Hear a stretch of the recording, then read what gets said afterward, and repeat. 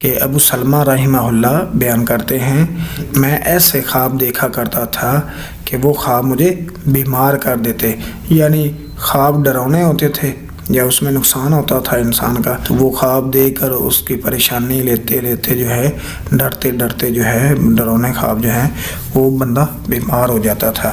تو کہتے ہیں کہ میں نے پھر صحابی رسول سیدنا ابو قتادہ رضی اللہ تعالیٰ عنہ سے ملاقات کی، تو کہ مجھے خواب برے آتے ہیں تو میں کیا کروں۔ ابو قتادہ بھی کیا کہتے ہیں کہ مجھے بھی ایسے ہی خواب آتے ہیں جو مجھے بیمار کرتے تھے، حتیٰ کہ میں نے رسول اللہ صلی اللہ علیہ وسلم سے سنا۔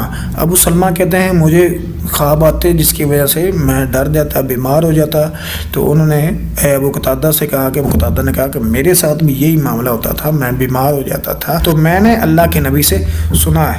اللہ کے نبی صلی اللہ علیہ وسلم نے فرمایا اچھا خواب اللہ کی طرف سے ہوتا ہے، چنانچہ جب تم میں سے کوئی شخص ایسا خواب دیکھے جو اسے پسند ہو، اچھا خواب اللہ کی طرف سے ہے، اور اچھا خواب دیکھنے پر کرے کیا، تو وہ صرف اسے بتائے جو اس سے وہ محبت کرتا ہے، جس سے وہ محبت کرتا ہے۔ اچھا خواب اللہ کی طرف سے اور بتانا اس کو جس سے تم پسند کرتے ہو، جو تمہیں اچھا مشورہ دے گا، جو اچھا مشورہ دے گا، برا نہیں دے گا اور اچھی تعبیر کرے گا۔ اور اگر وہ برا خواب دیکھتا ہے، ناپسند خواب دیکھے، تو اپنی بائیں جانب جو ہے وہ 3 مرتبہ تھوکے اور شیطان سے اور اس کے شر سے اللہ تعالیٰ کی پناہ مانگے۔ پچھلی روایت کے اندر ہم نے پڑھا تھا کہ صرف تھوکے، بائیں جانب تھوکے اور پناہ مانگے، تو اس میں تعداد کا ذکر نہیں آیا۔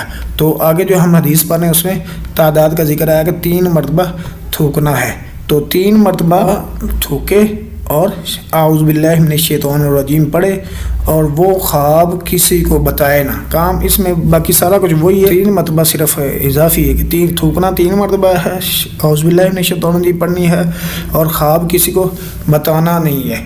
اگر نہ بتایا خواب کسی کو تو وہ خواب اس عمل کی وجہ سے بائیں طرف 3 مرتبہ تھوکنے اور اعوذ باللہ من الشیطان الرجیم پڑھنے سے اس کو وہ خواب نقصان نہیں پہنچائے گا۔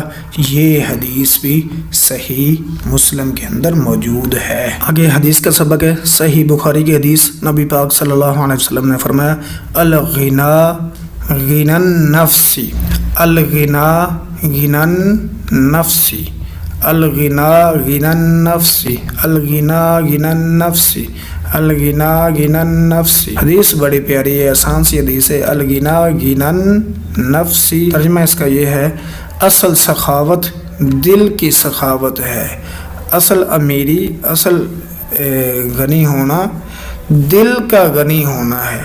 دل بڑا ہو تو انسان بھی بڑا ہے، دل اچھا ہو، دل کنجوس نہ ہو، دل بڑا ہونا چاہیے، تو معاف کرنے والا دل ہو، زیادہ کھلا دل ہو، چاہے پیسے کم بھی ہے پھر بھی خوش طبیعت کے ساتھ ملتا ہے۔ اصل سخاوت جو ہے وہ دل کی سخاوت ہوتی ہے۔ ہمارا عربی بول چال کا سبق ہے، سبق 8واں ہمارا چل رہا ہے، اس کے ہم نے ترجمے سیکھے ہیں۔ آگے 2 سوال پڑھے تھے، جہاز کے بارے میں اور باغیچے کے بارے میں۔ آگے ہم طیارتن پتنگ کے بارے میں پڑھیں گے۔ هل هذه طیارتن، طیارتن تاگول ہے، مونس ہے، حاضی لگے گا، کیا یہ طیارتن یعنی پتنگ ہے؟ تو اس کے جواب میں آئے گا نعم هذه طیارتن، ہاں یہ پتنگ ہے۔ هل هذه تبشورتن، کیا یہ چاخ کا ٹکڑا ہے، چاخ ہے؟ تو چاخ ہے، نعم هذه تبشورتن، ہاں یہ چاخ ہے۔ تو اس کو بھی آپ اچھی طرح یاد کریں۔ نبی صلی اللہ علیہ وسلم کا حلیہ مبارک۔ تو سوال ہے آپ صلی اللہ علیہ وسلم کی ناف کیسے تھی؟ آپ صلی اللہ علیہ وسلم کی ناف مبارک کیسے تھی؟ جواب ہے ناف جو ہے وہ خوبصورت تھی، سینہ اور ناف کے درمیان بالوں کی ایک لمبی لکیر، ایک لمبی اور باریک لکیر تھی۔